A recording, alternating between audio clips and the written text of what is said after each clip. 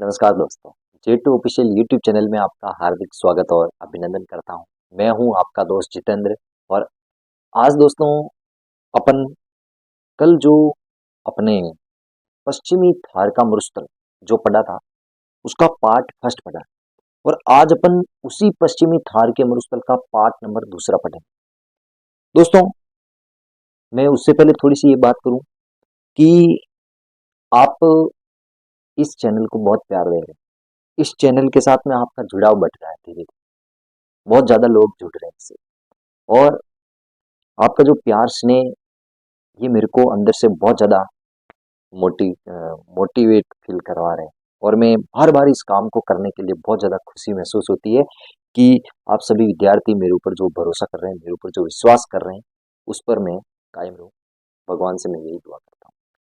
दोस्तों, आपसे निवेदन है थोड़ी सी कि आप डेली सुबह 10:30 बजे लाइव आया करो। आज भी बच्चे लाइव आए थे, मुझे बहुत अच्छा लगा, क्वेश्चन भी पूछे थे।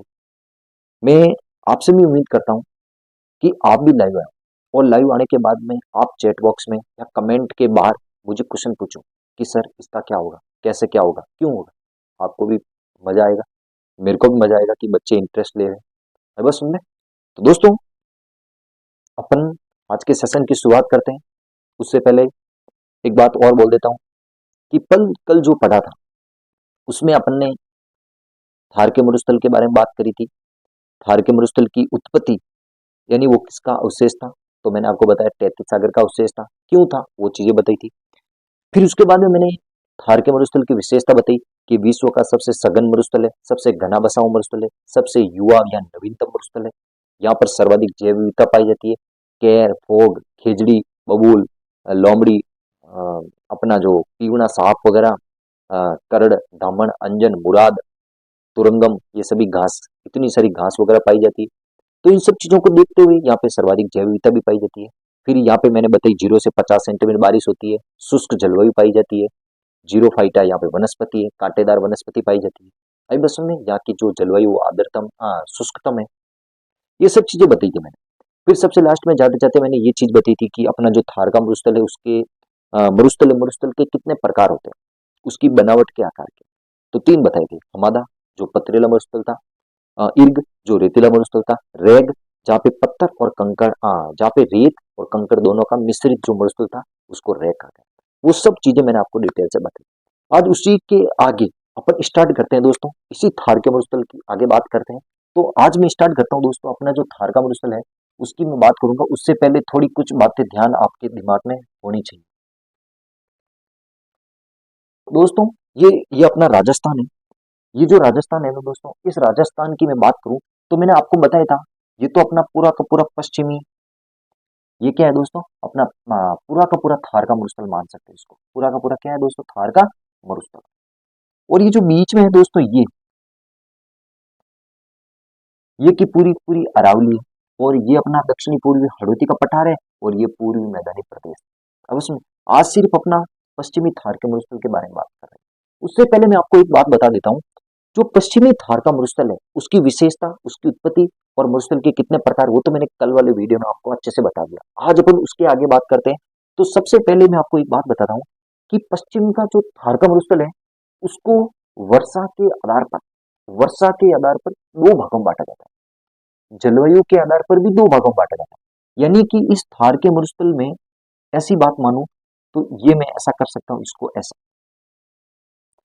कि थार के मरुस्थल को, यानी मैंने आपको बताया थार के मरुस्थल में 0 से लेकर 50 सेंटीमीटर क्या होती है, वर्षा होती है। आई बात सुनने।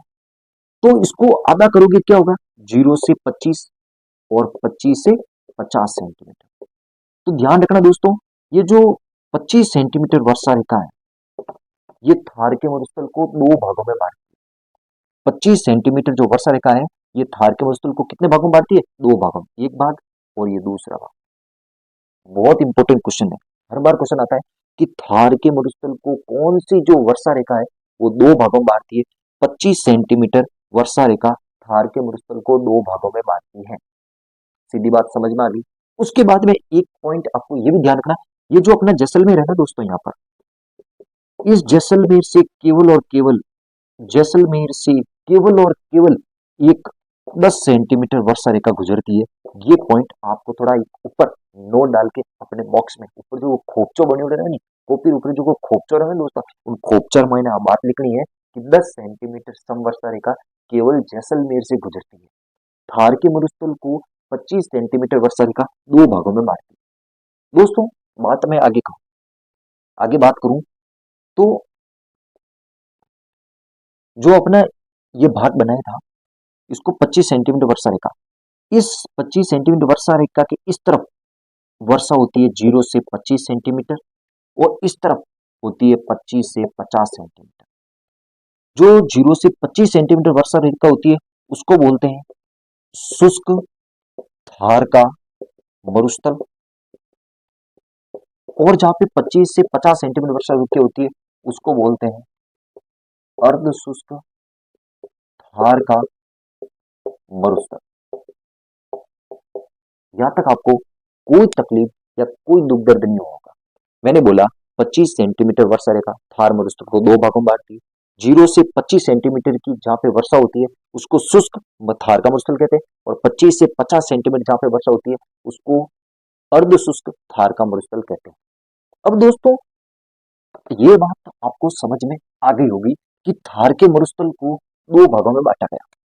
थार के मरुस्थल को दो भागों में बांटा गया, और वो दो भाग कौन कौन से हैं? एक है शुष्क थार का मरुस्थल और दूसरा है अर्ध शुष्क थार का मरुस्थल। ये बात आपको समझ में आ गई। अब इस शुष्क थार के मरुस्थल को भी आगे दो भागों में बांट दिया।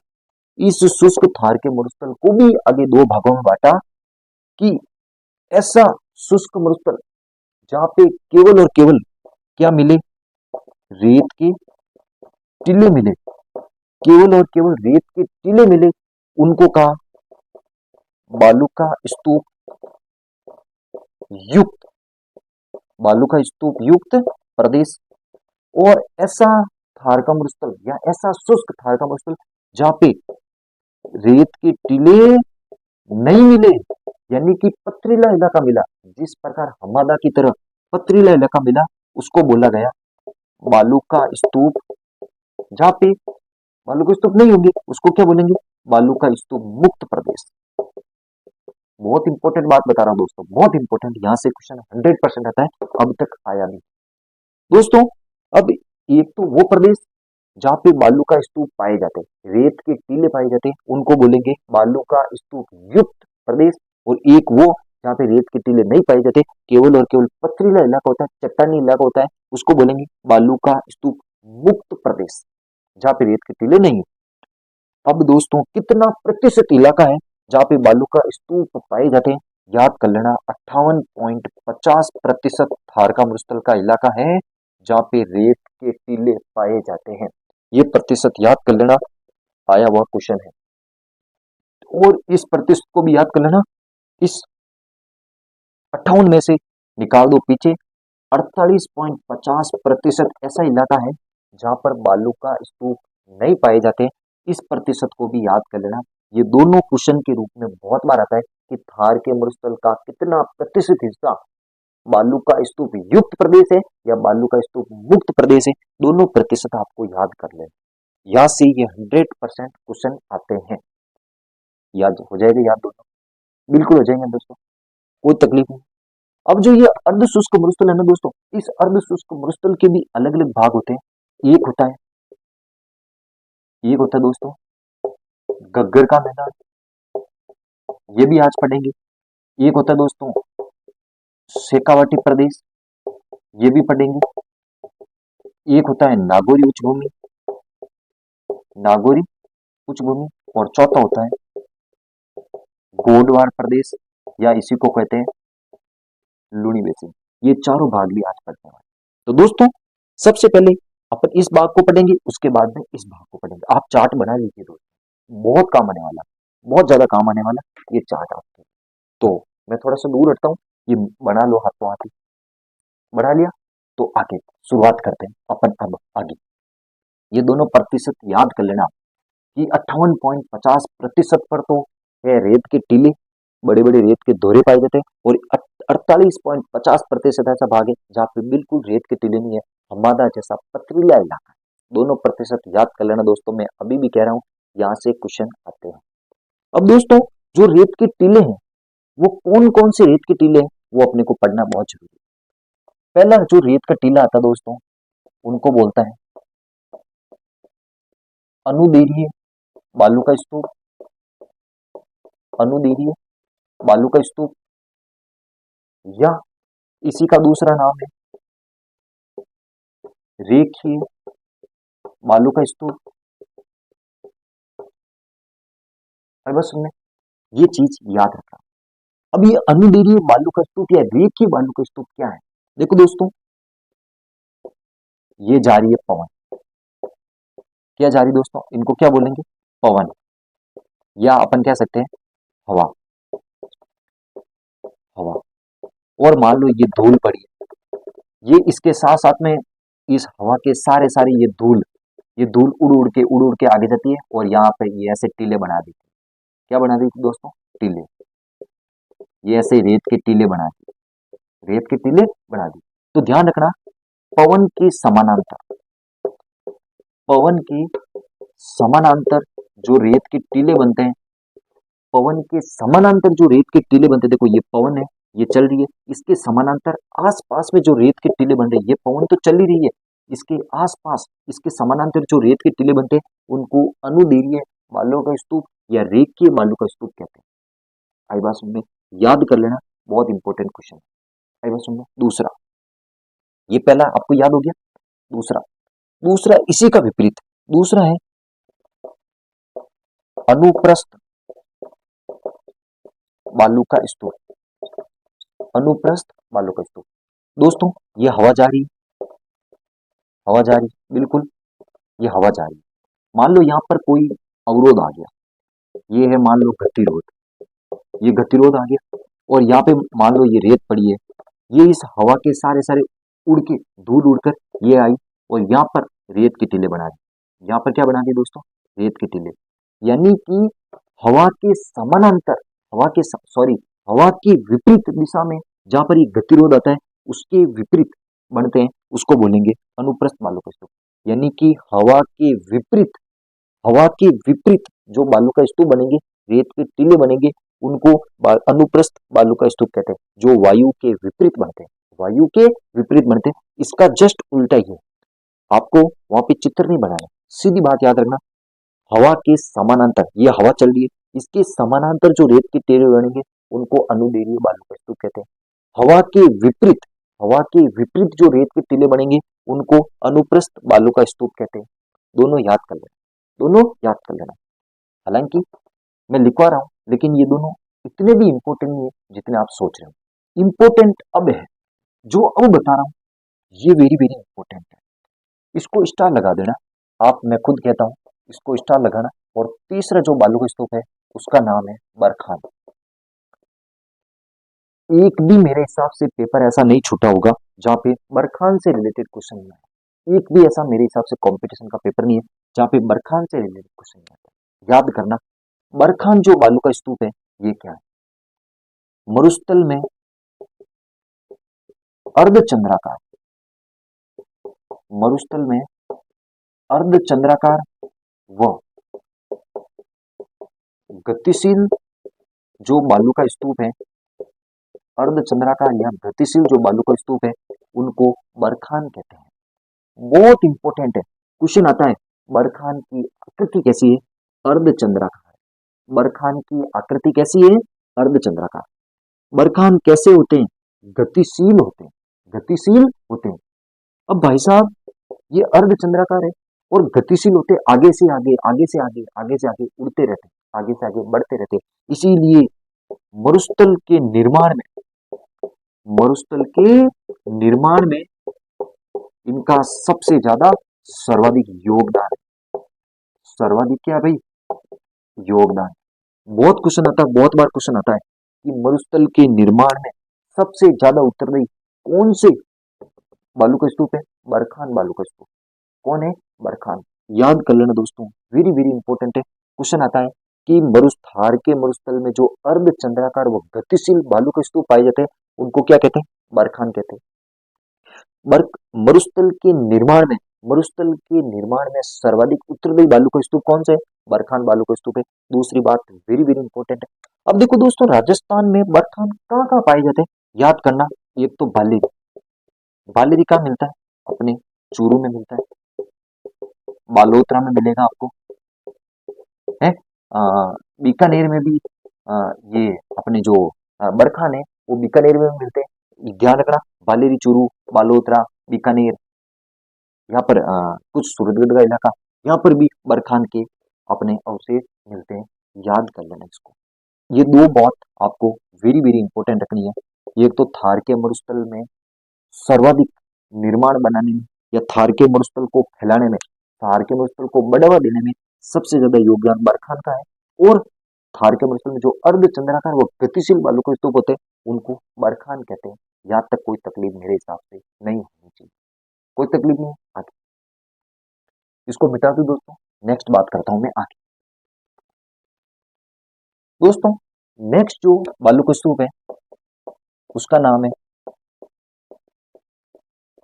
तारा बालू का स्तूप। तारा बालू का स्तूप, देखो दोस्तों, ये तारे के समान है, तारे के समान बालू का स्तूप है, इसीलिए इनका तारे, ये ऐसे इनकी आकृति बनती है, ऐसे इस प्रकार ये बालू का स्तूप बनते हैं, तारे के समान बालू का स्तूप बनते हैं, इसीलिए इनका नाम तारा बालू का स्तूप कहते हैं। खास बात, वेरी वेरी इंपॉर्टेंट, ये क्वेश्चन आया हुआ है, जो तारा बालू का स्तूप है ये महिलाओं के हेयर पिन के समान है, महिलाओं के हेयर पिन के समान है। ये क्वेश्चन आया हुआ है कि कौन से बालू का स्तूप को महिलाओं के हेयर पिन के समान बताया गया है? तारा बालू का स्तूप। कौन सा दोस्तों? तारा बालू का स्तूप। तारा बालू का स्तूप को महिलाओं के हेयर पिन के समान बताया गया है। अच्छे से याद कर लेना, ये क्वेश्चन बहुत बार आता है, वेरी वेरी इंपॉर्टेंट। अब ये जो तारा बालू का स्तूप है, याद करना, एक तो अपने जैसलमेर में स्थान है मोहनगढ़। मोहनगढ़ जैसलमेर से लेकर मोहनगढ़ जैसलमेर से लेकर अपना जो सूरतगढ़, सूरतगढ़ का है गंगानगर, सूरतगढ़ गंगानगर तक ये अपने तारा बालू का स्तूप पाए जाते हैं। बहुत इंपॉर्टेंट है दोस्तों, वेरी वेरी इंपॉर्टेंट है। क्वेश्चन आता है कि महिलाओं के हेयर पिन के समान कौन से बालू का स्तूप कहा गया है? तारा बालू का स्तूप। तारा बालू के स्तूप की आकृति कैसी? तारे के समान आकृति। तारा बालू के स्तूप कहाँ कहाँ पाए जाते हैं? मोहनगढ़ जैसलमेर से लेकर सूरतगढ़ गंगानगर के मध्य जो तारे के आकार के जो बालू के स्तूप होते हैं वो तारा बालू के स्तूप कहलाते हैं। महिलाओं के हेयर पिन के समान है, ये क्वेश्चन आया हुआ है, वेरी वेरी इंपॉर्टेंट बात है। उतारो इसको भी, फिर मैं आगे बताता हूँ। अपने पास में क्या थोड़ा बोर्ड छोटा है, इसीलिए मैं हर चीज को एक एक चीज को लिखवा रहा हूँ। लिख दिया दोस्तों, मिटाऊं इसको, आगे बात करते हैं। नेक्स्ट बात मैं करता हूँ दोस्तों, एक बालू के स्तूप और है जिनको कहते हैं सब्र काफिस, या इसी का दूसरा नाम है दोस्तों नेब का, या इन्हीं को कहते हैं लूनेट। बिल्कुल, ये सब एक ही है दोस्तों, कुछ कुछ अलग बताते हैं। किताबों में सब्र काफिज को अलग बताया गया, कुछ किताबों का नेब का को अलग बताया, कुछ किताबों में बताया सब्र का पिच का क्या बताया। जो मरुस्थल में छोटे छोटी झाड़ियां होती है, छोटे छोटे पौधे होते हैं, जैसे मान लो ये ये मान लो ये झाड़ी है, इसके चारों ओर, इसके यहाँ पर इसके सब्र का पिच क्या है? मरुस्थल में जो छोटी छोटी झाड़ियां हैं, उन छोटी छोटी झाड़ियों के चारों ओर जो रेत के टीले बनते हैं छोटे छोटे, उनको सब्र का पिच कहते हैं। और नेब का के बारे में क्या बता रखा है? जो छोटी छोटी झाड़ियां हैं, मान लो ये छोटी छोटी झाड़ियां हैं, इन छोटी छोटी झाड़ियों के सारे सारे जो रेत के टीले बनते हैं, इस तरफ इस तरफ इस तरफ जो रेत के टीले बनते हैं उनको नेब का कहते हैं। कुल मिला के इसकी परिभाषा क्या याद करनी है आपको, ज्यादा लोड लेने की जरूरत नहीं है। मरुस्थल में मरुस्थल में छोटी छोटी मरुस्थल में छोटी छोटी झाड़ियों के सारे छोटी छोटी झाड़ियों के सारे छोटी छोटी झाड़ियों के सारे जो रेत के टीले बनते हैं, जो रेत के टीले बनते हैं उनको कहते हैं सब्र का पीच, नेब का, या उनको लूनेट भी कहते हैं। इंपॉर्टेंट बात है कि मरुस्थल में छोटे छोटी झाड़ियां या छोटे छोटे पौधों के सारे सारे जो रेत के टीले बनते हैं उनको सब्र का पिच कहते हैं, उनको नेब का कहते हैं और उनको लूनेट भी कहते हैं। बहुत इंपॉर्टेंट बात है, इसको भी लिख दो। आई बस में ये लगभग लगभग जहां जहां झाड़ियां पाई जाएंगी वहां सब जगह ये पाया जाता है। उतार दो इसको भी। आई बस में कोई चीज, कोई लास्ट में कोई प्रॉब्लम नहीं। एक बात दोस्तों, एक ये सीप, ये भी एक सीप नाम का बालू का स्तूप भी है। सीप नाम का बालू का स्तूप भी है। क्या है दोस्तों, जो अनुदैर्घ्य बालू का स्तूप बताए ना दोस्तों, उस अनुदैर्घ्य बालू का स्तूप का एक प्रकार है। क्वेश्चन आता है कि सीप बालू का स्तूप किसको कहा जाता है, या सीप बालू का स्तूप किसका प्रकार है, तो आप बता देना। अनु अनुदैर्घ्य बालू का स्तूप का प्रकार है। अलग अपना जो बुक है ना, उस बुक के ऊपर खोपचा बना हुआ ना, एक जगह खोपचा, उस पे लिख देना सीप। सीप बालू का स्तूप अनुदैर्घ्य बालू का स्तूप का प्रकार है। यानी कि मान लो ये रेत का टीला है, ये रेत का टीला, ये रेत का टीला, ये रेत का टीला, ये रेत का टीला, ये रेत का टीला, ये जो दो रेत के टीलों के बीच में जो कट्टे फटे जो भाग होते हैं, दो रेत के टीलों के मध्य जो कटा फटा भाग होता है, उसको सीप कहते हैं। क्या कहते हैं दोस्तों, सीप। दो रेत के टीलों के मध्य जो कटा फटा भाग होता है, देखो ये कटा फटा जो भाग है ना, उसको सीप कहते हैं। और सीप जो बालू का स्तूप है, ये अनुदैर्घ्य बालू का स्तूप का ही भाग है। तो देखो दोस्तों, मैंने अभी तक आपको क्या क्या समझाया, आपको दिमाग में बैठी होगी। मैं रिपीट कर रहा था। देखो मैंने सबसे पहले बात बताई, जो अपना शुष्क थार का मरुस्थल है उसको दो भागों में बांटा। बालू का स्तूप युक्त जो 58.50% है, दूसरा बालू का स्तूप मुक्त जहाँ पे बालू का स्तूप नहीं है वो 48.50% भाग है। अब बालू का स्तूप युक्त वाले भाग को अपने लिया है, उसमें मैंने जितने भी रेत के टीले बनते हैं वो बताए। कौन कौन से, पहले अनुदैर्घ्य, जो पवन की दिशा के समानांतर बनते हैं उनको अनुदैर्घ्य या रेखीय बालू का स्तूप कहते हैं। जो पवन की दिशा के विपरीत बनते हैं उनको अनुप्रस्थ बालू का स्तूप कहते हैं। फिर मैंने बताया बरखान, मरुस्थल में पाए जाने वाले वे बालू का स्तूप जो अर्धचंद्राकार होते हैं और गतिशील होते हैं उनको बरखान कहते हैं। बरखान नाम के जो बालू का स्तूप होते हैं वो मरुस्थल निर्माण में सबसे ज्यादा बढ़ावा देते हैं या सबसे ज्यादा योगदान देते हैं। बरखान भी पूरा हो गया। फिर नेक्स्ट बात मैंने करी थी, नेक्स्ट बात बरखान के बाद में तारा बालू का स्तूप के बारे में बात करी थी। तारा बालू का स्तूप की आकृति तारे के समान है, इसलिए उनको तारा बालू का स्तूप कहते हैं। और महिलाओं के हेयर पिन के समान वो तारा बालू का स्तूप है, जो जैसलमेर के मोहनगढ़ से शुरू होकर अपने सूरतगढ़ गंगानगर तक वो फैले हुए।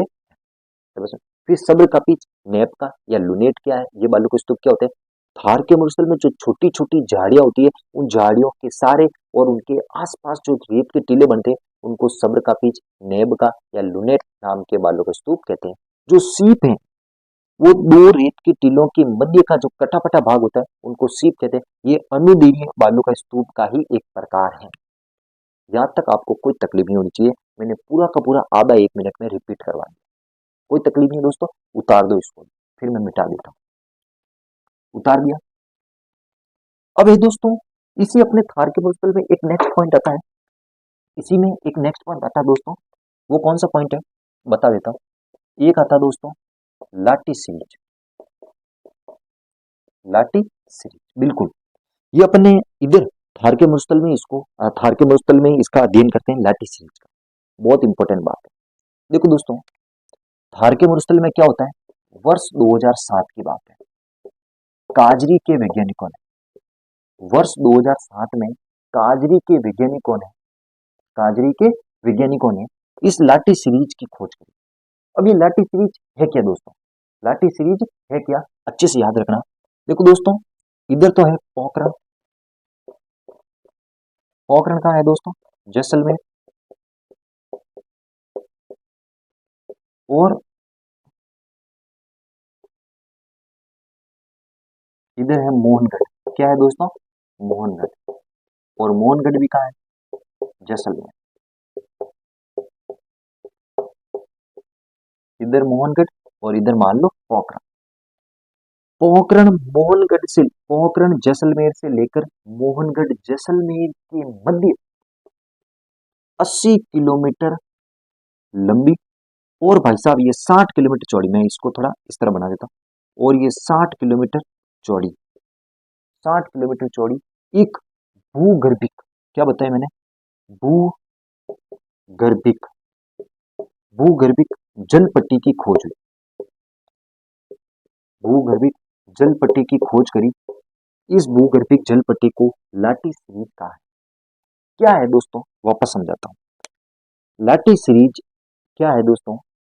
पोखरण से लेकर मोहनगढ़ के मध्य 80 किलोमीटर तो लंबी और 60 किलोमीटर चौड़ी एक भूगर्भीय जल पट्टी की खोज करी। किसने करी थी? काजरी के वैज्ञानिकों ने वर्ष 2007 में करी थी।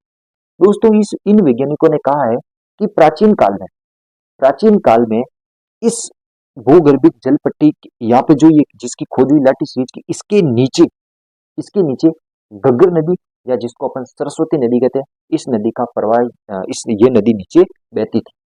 ये नदी नीचे बहती थी और इसका आज भी नीचे प्रवाह हो रहा है। इसी वजह से वहां पर एक भूगर्भिक जल पट्टी पाई जाती है। यहाँ पर लगभग लगभग मीठा पानी जैसा पाई जाती है और इस पूरे इलाके में 80 किलोमीटर लंबी और 60 किलोमीटर पूरे लंबे में इस भाग पर एक घास पाई जाती है। मीठा पानी होने की वजह से यहाँ पर एक घास पाई जाती है और उस घास का नाम है सेवन घास। कौन सी घास है दोस्तों? सेवन घास। अब बात सुनने, इस सेवन घास पाई जाती है इस लाटी सीरीज क्षेत्र में, जिसका सेवन घास का वैज्ञानिक नाम क्या बता सकते कोई? लिसिथुअस सिंडिकुस। सेवन घास का वैज्ञानिक नाम है लिसिथुअस सिंडिकुस। थोड़ा दिमाग में बैठाना। भूगर्भिक जल पट्टी है, सीधा क्वेश्चन आता है लाटी सीरीज क्या है? एक भूगर्भिक जल पट्टी है। कब खोज हुई? 2007 में। किसने करी थी? काजरी के वैज्ञानिकों ने करी थी। इस लाटी सीरीज क्षेत्र में कौन सी घास पाई जाती है? सेवन घास पाई जाती है। कौन सी घास पाई जाती है? सेवन घास। देखो दोस्तों ये जो सेवन घास है ना, इस सेवन घास को इस सेवन घास को सबसे ज्यादा खाते हैं भाई गोडावण पक्षी। कौन से पक्षी? गोडावण पक्षी, जिनको हुकना पक्षी कहते हैं, शर्मिला पक्षी कहते हैं, सोहन चिड़िया कहते हैं, वही गोडावण पक्षी इस सेवन घास को खाता है। भाई साहब खाता भी है और इसी सेवन घास पर बैठता भी है और इसी सेवन घास पर अपने अंडे भी देता है। इसीलिए इस अंडे भी देता है, इसीलिए सेवन घास को गोडावण की प्रजनन स्थली या गोडावण की शरण स्थली कहते हैं। बहुत इंपॉर्टेंट क्वेश्चन है कि गोडावण की प्रजनन स्थली या गोडावण की शरण स्थली कौन सी घास को माना जाता है? सेवन घास को माना जाता है। ये लाटी सीरीज हुई। इसी लाटी सीरीज में आपको एक बात बताता हूँ। देखो दोस्तों एक इस लाटी सीरीज में एक गांव पड़ता है यहाँ पर, चांदन गांव। कौन सा गांव है दोस्तों? चांदन गांव। इस चांदन गांव में भाई साहब एक हेडपंप मिला है। क्या मिला है दोस्तों? हेडपंप। इस चांदन गांव में भाई साहब एक हेडपंप मिला है, एक नलकूप मिला है, जिसमें से भाई साहब बिल्कुल मीठा, एकदम मीठा घटक यहाँ से पानी निकलता है। इसी लाठी सीरीज के अंदर एक गांव पड़ता है, चांदन गांव। इस चांदन गांव में एक नलकूप खोदा गया, एक नलकूप निकला है जिसमें से मीठा पानी आता है। इसीलिए चांदन नलकूप को, इस गांव के नाम पर इसका नलकूप का नाम पड़ गया चांदन नलकूप। इस चांदन नलकूप को क्या कहते हैं भाई साहब? चांदन नलकूप को क्या कहते हैं? थार का घड़ा कहते हैं। क्या कहते हैं दोस्तों? थार का घड़ा। थार का घड़ा कहते हैं। बहुत इंपॉर्टेंट है, क्वेश्चन आता है। ये जो चांदन गांव है ना, ये चांदन गांव भी कहाँ पड़ता है दोस्तों? जैसलमेर में। क्योंकि ये बात ही पूरी जैसलमेर की हो रही है। मोहनगढ़ और पोखरण दोनों जैसलमेर में ही है, तो इसके बीच में जो चांदन गांव आता है, इस चांदन गांव में एक थार का इसको थार के घड़े के नाम से एक अपना जो नलकूप है वो यहाँ पाया जाता है। ये है भाई साहब लाटी सीरीज। यहाँ से क्वेश्चन बहुत बार आता है कि लाटी सीरीज क्षेत्र में कौन सी घास पाई जाती है? सेवन घास पाई जाती है। सेवन घास को कौन सा पक्षी खाता है? गोडावण पक्षी खाता है। गोडावण पक्षी की प्रजनन स्थली या शरण स्थली कौन सी घास है? सेवन घास। थार का घड़ा के नाम से कौन जाना जाता है? चांदन का नलकूप जाना जाता है। कहाँ पाया जाता है? जैसलमेर में। ये लाटी सीरीज क्या है? एक भूगर्भिक जल पट्टी है। भूगर्भिक जल पट्टी है। यहाँ तक आपको कोई तकलीफ, कोई दुख दर्द कुछ भी हो तो मेरे को बताओ। मेरे हिसाब से यहाँ तक आपका कोई दुख दर्द या कुछ भी तकलीफ नहीं हो। दोस्तों अच्छे से समझ में आ रहा है क्या? उतारो इसको एक बार अच्छे से। उतार दिया? कोई तकलीफ है क्या दोस्तों? कुछ नहीं है। मिटाओ इसको आगे। देखो दोस्तों मैं आपको कुछ चीजें लिखता हूँ, उसके बाद में थार का मुरस्सल अपना एक भाग कंप्लीट होगा। थार का मुरस्सल में इससे भी दुनिया भर की बातें दोस्तों। एक दोस्तों एक बात लिखता हूँ,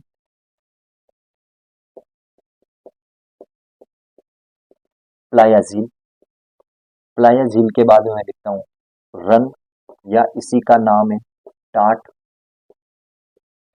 प्लाया झील के बाद में मैंने लिख दिया रन या टाट। उसके बाद में दोस्तों प्लाया झील लिख दिया, रन टाट लिख दिया। फिर मैं लिखता हूँ बालसन। बालसन मैदान।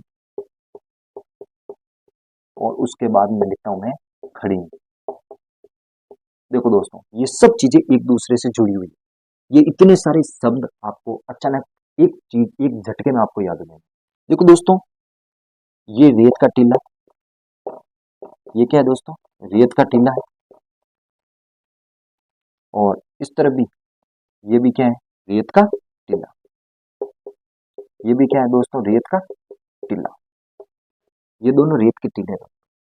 जब ऊपर से बारिश होती है, क्या होती है दोस्तों, बारिश, तो यहाँ पर क्या हो जाता है दोस्तों, जल इकट्ठा हो जाता है, जल इकट्ठा हो जाता है।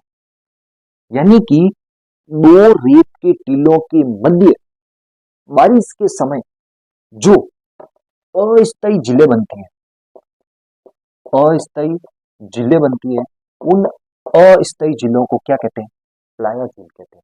बहुत इंपॉर्टेंट बात बताइए, दो रेत के टीलों के मध्य, दो रेत के टीलों के मध्य बारिश के समय जो अस्थायी झील बनती है उसको कहते हैं प्लाया झील। क्या कहते हैं दोस्तों, प्लाया झील। पहली बात समझ में आ गई, पहली बात आपको अच्छे से समझ में आ गई दोस्तों, कोई तकलीफ नहीं होगी, बिल्कुल समझ में आ गई। अस्थायी झील क्या कहलाती है, प्लाया। अब भाई साहब, ये पानी लगातार तो रहने वाला नहीं है, धीरे धीरे धीरे धीरे ये पानी ऊपर सोख जाता है और यहाँ पर बस जाती है दलदल। क्या बस जाती है दोस्तों, दलदल। क्या बस जाती है, दलदल। इस दलदल के भाग को कहते हैं रन या टाट।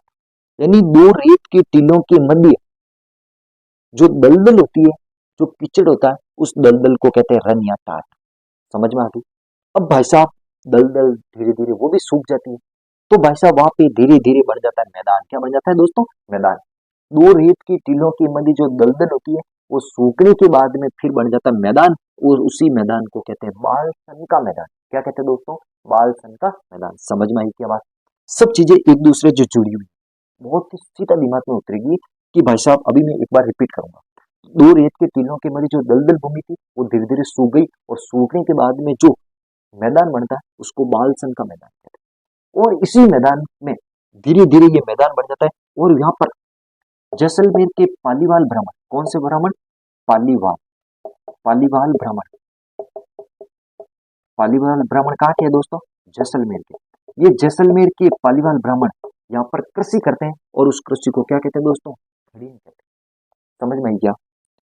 दो रेत के टीलों के मध्य जो अस्थायी झील बनती है, उस अस्थायी झील को क्या कहते हैं, प्लाया झील। और उस झील में से धीरे धीरे पानी सोख जाता है, वाष्प बनकर उड़ जाता है, तो पीछे बचती है दलदल। क्या बचती है दोस्तों, दलदल। उसको बोलते हैं रन या टाट। फिर धीरे धीरे वो दलदल भी सूख जाती है, और वहां पर बन जाता है बिल्कुल मैदान। उस मैदान को बोलते हैं बाल सन का मैदान।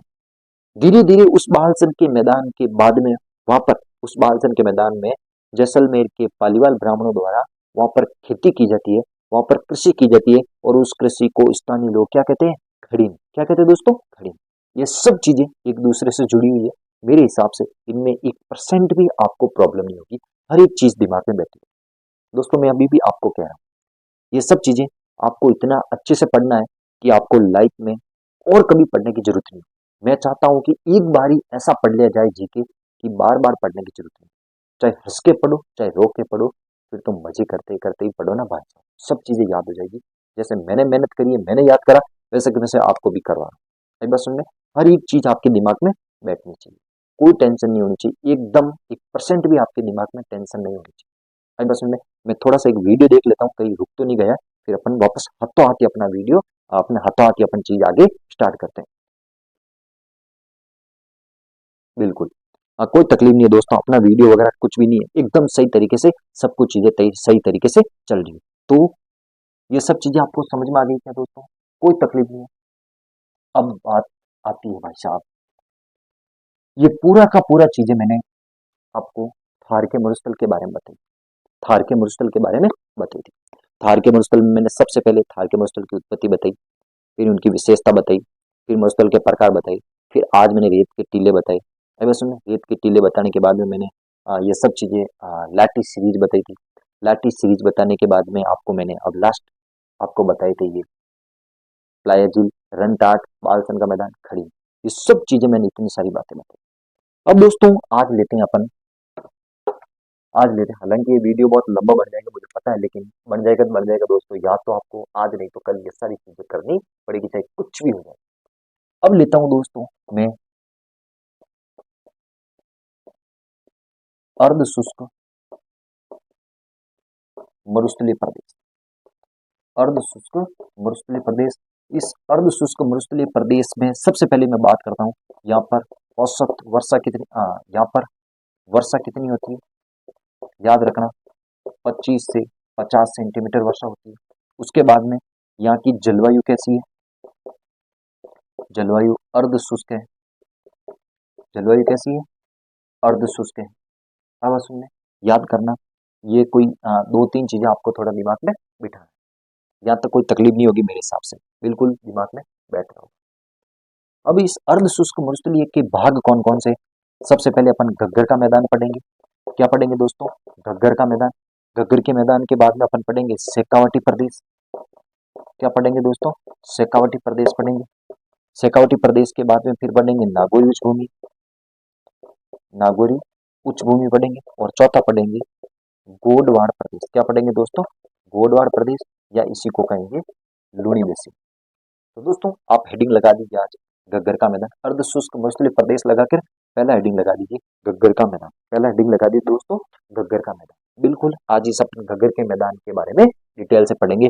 मैं आपको अभी भी 10 मिनट में आपको समझा दूँ, बिल्कुल। तो मिटा देते, पहला हेडिंग लगा दीजिए घग्गर का मैदान। दोस्तों घग्गर के मैदान की बात करते हैं। घग्गर का मैदान दोस्तों आपको नाम से ही पता चल रहा होगा, यहाँ की जो प्रमुख नदी है वो कौन सी नदी है, घग्गर नदी। यानी कि घग्गर नदी के द्वारा बनाया गया जो मैदान है, घग्गर नदी के द्वारा बनाए गए जो मैदान है उसको घग्गर का मैदान कहते हैं। घग्गर नदी के द्वारा बनाए गए जो मैदान है उसको घग्गर का मैदान कहते हैं। आई बात समझे। देखो दोस्तों ये एक स्थान है हिमाचल प्रदेश। हिमाचल प्रदेश में स्थान है कालका। कौन सा स्थान है, कालका। इस कालका में जो पहाड़ियां पाई जाती है उन पहाड़ियों का नाम है शिवालिक की पहाड़ी। कौन सी पहाड़ियां, शिवालिक की पहाड़ियां। इस कालका हिमाचल प्रदेश की शिवालिक की पहाड़ियों से एक नदी आती है, और वो नदी हरियाणा पंजाब वगैरह होते होते अपने अपने हनुमानगढ़ हनुमानगढ़ से राजस्थान में प्रवेश करती है। हनुमानगढ़ में भी कौन सा स्थान है, टिब्बी। हनुमानगढ़ के टिब्बी गांव से राजस्थान में एक नदी प्रवाहित होती है, उस नदी का नाम है घग्गर नदी। फिर हनुमानगढ़ से वो नदी जाती है अपने गंगानगर। गंगानगर से बाद में जाती है भाई साहब वो पाकिस्तान में। कहाँ जाती है दोस्तों, पाकिस्तान में। और पाकिस्तान में जाती है कहाँ तक, पोर्ट अब्बास तक जाती है। कहाँ पे जाती है दोस्तों, पोर्ट अब्बास तक ये नदी जाती है। और पाकिस्तान में ही इस घग्गर नदी को कहते हैं हकरा। क्या कहते हैं दोस्तों, हकरा। ये क्वेश्चन बार बार आता है, बार बार आता है कि घग्गर नदी को पाकिस्तान में किस नाम से जानते हैं, हकरा नदी के नाम से जानते हैं। घग्गर नदी को पाकिस्तान में हकरा के नाम से जानते हैं। मैं वैसे नदियों के टॉपिक में इसको डीपली पढ़ूंगा, अभी सिर्फ मैं बेसिक बेसिक थोड़ी सी बात कर रहा हूँ, थोड़ी सी बात कर रहा हूँ, ज्यादा नहीं बात कर रहा हूँ। बात याद ये करवा रहा हूँ कि कालका हिमाचल प्रदेश से एक नदी निकलती है घग्गर नदी। वो अपने हनुमानगढ़ के टीबी गांव से प्रवेश करती है, उसके बाद में अपने गंगानगर, गंगानगर के बाद में अनूपगढ़, अनूपगढ़ से बाद में ये पाकिस्तान के पोर्ट अब्बास तक जाती है। ऐसा समझे, अनूपगढ़ नया जिला बन गया, उसकी वजह से अनूपगढ़ से होते हुए पाकिस्तान के पोर्ट अब्बास तक जाती है। पाकिस्तान में घग्गर नदी को कहते हैं हकरा। क्या कहते हैं दोस्तों, हकरा। समझ में आई बात, इतनी सी बात आपको समझना जरूरी है।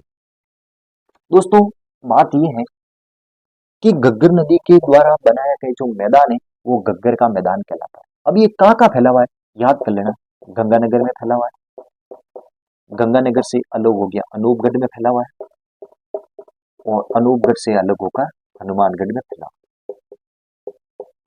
हनुमानगढ़। ये 3 जिलों में घग्गर का मैदान फैला हुआ है। अब सुनो, इस घग्गर नदी के इस घग्गर नदी को हनुमानगढ़ में इस घग्गर नदी को घग्गर नदी का जो पार्ट है, लिख देता हूँ, घग्गर नदी के पार्ट को घग्गर नदी के पार्ट को हनुमानगढ़ में नाली कहते हैं। क्या कहते हैं दोस्तों, नाली कहते हैं। बहुत इंपॉर्टेंट बात है, घग्गर नदी के पार्ट को हनुमानगढ़ में नाली कहते हैं। क्या कहते हैं दोस्तों, नाली कहते हैं। समझ में आई। ये घग्गर का मैदान के बारे में बात कर रहा हूँ। कि घग्गर नदी के पाट को हनुमानगढ़ में क्या कहते हैं दोस्तों? नाली कहते हैं। आपके दिमाग में ये बिठाना चाहिए, बहुत इंपॉर्टेंट बात है। और ये क्वेश्चन बार बार आता है कि घग्गर नदी का जो पाट है उसको हनुमानगढ़ में किस नाम से जानते हैं दोस्तों? नाली के नाम से जानते हैं। बहुत इंपॉर्टेंट बात है।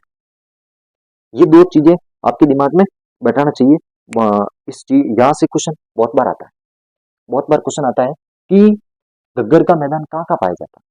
सिंपल सी बात आएगी कि घग्गर का मैदान गंगानगर, अनूपगढ़ और हनुमानगढ़ में पाया जाता है। इस घग्गर नदी के जो पाट है उसको हनुमानगढ़ में किस नाम से जानते हैं? नाली के नाम से जानते हैं। अब असल में इस घग्गर के मैदान की जो प्रमुख नदी कौन सी है? घग्गर नदी है। और इस घग्गर नदी में ये एक बात आपको बता देता हूँ, पश्चिम का जो थार का मरुस्थल है, पश्चिम का जो थार का मरुस्थल है, उस थार के मरुस्थल में सबसे उपजाऊ भूमि इसी को बोलते हैं। सीधी क्वेश्चन आएगा कि पश्चिम के थार का मरुस्थल है, उस पश्चिम के थार के मरुस्थल में सबसे उपजाऊ कौन सा प्रदेश है? वो घग्गर का प्रदेश है। कौन सा प्रदेश है दोस्तों? घग्गर का प्रदेश है। सिंपल सी इतनी सी बात याद रखनी, कुछ भी ज्यादा लोड लेने की जरूरत नहीं। ये छोटी सी बात थी, याद हो जाएगा कि घग्गर का मैदान 3 जिलों में फैला हुआ है, गंगानगर, हनुमानगढ़ और अनूपगढ़ में फैला हुआ है। घग्गर नदी राजस्थान के टीबी हनुमानगढ़ से प्रवेश करती है।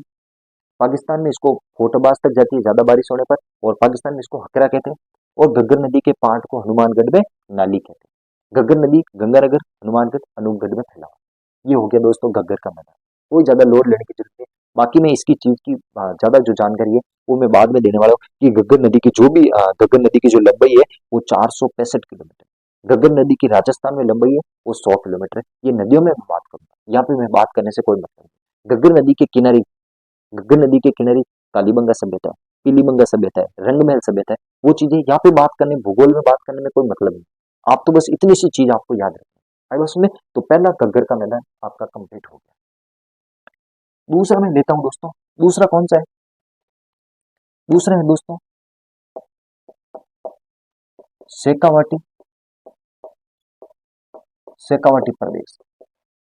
दोस्तों बहुत इंपॉर्टेंट बात, राव सेका के द्वारा बसाया गया जो स्थान है उसको शेखावाटी कहते हैं। राव सेका के द्वारा बसाया गया स्थान शेखावाटी कहलाता है। इस शेखावाटी में प्रमुख रूप से कौन कौन से जिले आते हैं? सीकर, चूरू, झुंझुनू, सीकर, चूरू, झुंझुनू, अगर सुनने, और अपन नीम का थाना को भी मान सकते हैं। लेकिन दोस्तों नीम का थाना की मैं बात इसीलिए नहीं कर रहा हूं कि नीम का थाना जो प्रदेश है वो अरावली प्रदेश में आता है। नीम का थाना प्रदेश है वो अरावली प्रदेश में आता है। सीकर, चूरू, झुंझुनू, और मैं इसमें एक ये भी ले सकता हूँ डीडवाना, कुचामन, डीडवाना, कुचामन जी। बाकी प्रमुख रूप से सीकर, चूरू, झुंझुनू आता है। इसमें जो नीम का थाना जो जिला बना है वो अरावली पर्वतीय प्रदेश का हिस्सा है। आई बात समझ में? तो शेखावाटी प्रदेश में सीकर, चूरू, झुंझुनू और डीडवाना, कुचामन का इलाका भी आता है। आई बात समझ में? ये इतनी सी बात तो आपको याद रह जाएगी, कोई तकलीफ नहीं। आगे इस शेखावाटी प्रदेश में, शेखावाटी प्रदेश की जो प्रमुख नदी है उस नदी का नाम है कांतली नदी। कौन सी नदी दोस्तों? कांतली नदी। ये खंडेला सीकर से निकलती है। कांतली नदी खंडेला सीकर से निकलती है और अपने सीकर, चूरू, झुंझुनू के आसपास ये नदी बहती है। ये नदी आंतरिक प्रवाह की नदी है, अंदर ही अंदर बहती है, आंतरिक प्रवाह की नदी है। अब सुन में ये शेखावाटी प्रदेश, इस शेखावाटी प्रदेश में जो कांतली नदी प्रवाहित होती है, जहां जहां कांतली नदी प्रवाहित होती है उस क्षेत्र को बोला जाता है तोरावाटी। क्या बोला जाता है दोस्तों? तोरावाटी। वेरी वेरी इंपॉर्टेंट है, इंपॉर्टेंट लगाना इस बात को। सीधा सीधा क्वेश्चन आता है कि कांतली नदी के प्रवाह क्षेत्र को क्या कहा जाता है? तोरावाटी कहा जाता है। कांतली नदी के प्रवाह क्षेत्र को क्या कहते हैं? तोरावाटी। और इस तोरावाटी का जो क्षेत्र है, यहाँ पर जो बोली बोली जाती है उसको तोरावाटी बोली के नाम से भी जानते हैं। सीधी बात आती है कि शेखावाटी प्रदेश सीकर, चूरू, झुंझुनू का इलाका आता है, डीडवाना, कुचामन का इलाका भी आता है। इस प्रदेश की जो प्रमुख नदी है वो कांतली नदी है और कांतली नदी के प्रवाह क्षेत्र को तोरावाटी कहते हैं। और तोरावाटी जो क्षेत्र है वहां पर जो भाषा बोलेगी, वहां पर बोली बोलेगी, वो तोरावाटी बोली कहलाएगी। समझ में आई? आगे नेक्स्ट बात, इसमें मैं एक और बात करूं, बीड़। क्या बात कर दी दोस्तों? बीड़। बीड़ की मैं बात करूं, शेखावाटी में, शेखावाटी में जो घास के मैदान है, शेखावाटी में जो घास के मैदान है उन घास के मैदान को बीड़ कहते हैं। शेखावाटी में जो घास के मैदान है उन घास के मैदान को बीड़ कहते हैं। दोस्तों एक शब्द और आता है बीड़ा। ये बीड़ा ढूंढाड़ प्रदेश का हिस्सा है, जयपुर के आसपास का। जयपुर के आसपास जो ढूंढाड़ बसा हुआ है उस ढूंढाड़ में घास के मैदानों को, ढूंढाड़ में घास के मैदानों को तो बीड़ा कहते हैं और शेखावाटी में घास के मैदान को बीड़ कहते हैं। और एक होता है बीहड़। बीड़ जो चंबल नदी के द्वारा उत्कात भूमि होती है, जो खड्डे बनाए जाते हैं चंबल नदी के द्वारा, जो उत्कात स्थलाकृति की जाती है उसको बीहड़ कहते हैं। और शेखावाटी में घास के मैदानों को बीड़ कहते हैं और ढूंढाड़ प्रदेश में जो घास के मैदान होते हैं उनको बीड़ा कहते हैं। ये चीज आपको समझना है। और कांतली नदी के पर्वत क्षेत्र को तोरावाटी कहते हैं और जहां जहां कांतली नदी बहती है, जहां जहां कांतली नदी बहती है वहां पर उसके क्षेत्र को तोरावाटी कहते हैं। ये चीज आपको समझ में आई। एक दो चीज और समझा देता हूँ, ये चीजें आपको समझना बहुत जरूरी है। शेखावाटी प्रदेश की मैं बात कर रहा हूँ, ये लिख लो दोस्तों, साथ साथ में लिखो तभी आपको समझ में आएगा। मिटो आगे, आगे मिटाता हूँ, फिर आगे और कुछ बात करते हैं। देखो दोस्तों, शेखावाटी में और क्या क्या बताओ दोस्तों। शेखावाटी में दो चीजें और बताता हूँ। इन शेखावाटी प्रदेश में जो कच्चे कुएं होते हैं, शेखावाटी में जो कच्चे कुएं होते हैं उन कुओं को कहते हैं जोहड़। क्या कहते हैं दोस्तों? जोहड़। वेरी वेरी इंपॉर्टेंट है, बहुत बार आता है। शेखावाटी प्रदेश में जो कच्चे कुएं होते हैं उन कच्चे कुओं को जोहड़ कहते हैं। और शेखावाटी प्रदेश में जो पक्के कुएं होते हैं उन पक्के कुओं को क्या कहते हैं दोस्तों? नाडा कहते हैं। क्या कहते हैं दोस्तों? नाडा। और वहां पर जो छोटे छोटे शेखावाटी प्रदेश में जो छोटे छोटे तालाब होते हैं, छोटे छोटे जो तालाब होते हैं उन तालाबों को कहते हैं सर। क्या कहते हैं? सर। बहुत इंपॉर्टेंट बातें बताई दोस्तों मैंने आपको, बहुत इंपॉर्टेंट बातें, वेरी वेरी इंपॉर्टेंट बातें मैंने बताई है, याद कर लेना। शेखावाटी में क्या क्या बताई? सिक्कर, चूरू, झुंझुनू, नीमका, डीडवाना, कुचामन। शेखावाटी प्रदेश की प्रमुख नदी कांतली नदी है और कांतली नदी के पर्वत क्षेत्र को तोरावाटी कहते हैं। समझ में आ गई? यहाँ तक कोई लफड़ा नहीं। आगे, शेखावाटी प्रदेश में जो घास के मैदान पाए जाते हैं उनको बीड़ कहते हैं। शेखावाटी प्रदेश में जो कच्चे कुएं होते हैं उनको जोड़ कहते हैं। पक्के कुओं को नाडा कहते हैं। छोटे छोटे तालाबों को क्या कहते हैं? सर कहते हैं। ये हो गया शेखावाटी प्रदेश। क्या लोड है दोस्तों? एक बार मैं सबसे लास्ट में पूरी चीज को सिर्फ 2 मिनट का डेली जैसे रिपीट करता हूँ वैसे उसमें रिपीट करूंगा, सब चीज आपके दिमाग में बैठ जाएगी। आगे मिटा दो इसको। आगे दोस्तों नेक्स्ट बात करते